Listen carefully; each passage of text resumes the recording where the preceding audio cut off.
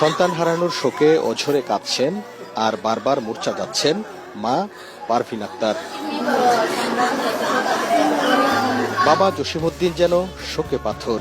এলাকার প্রিয় মুখ জাহিদুল ইসলাম পারভেজের এমন মর্মান্তিক মৃত্যুতে কাঁদছে স্বজন ও প্রতিবেশীরাও। মৃত্যুর আগের রাতে মায়ের সাথে ভিডিও কলে শেষ কথা হয় পারভেজের। সন্তানের মৃত্যুর খবরে ভোরে বাড়ি ফিরেছেন কুয়েত প্রবাসী বাবা সাবেক ছাত্রদল নেতা জসিমউদ্দিন। একমাত্র ছেলের এমন মৃত্যুর দৃষ্টান্তমূলক শাস্তির দাবি জানান তারা। আমার সহমায় আলাইতো, আমি বাচ্চা থেকে গেলাম, আমার সন্তান যদি না থাকে আমি বাচ্চা থেকে গেলাম। একটা হাত তো ভেঙে দিত, দুইটা হাত তো ভেঙে দিত, খালি মুগ্ধ আমার সাথে কথা বললে আমার আব্বা করে ডাক দিত, আমি আব্বা ডাকটা শুনতাম আমার সন্তান।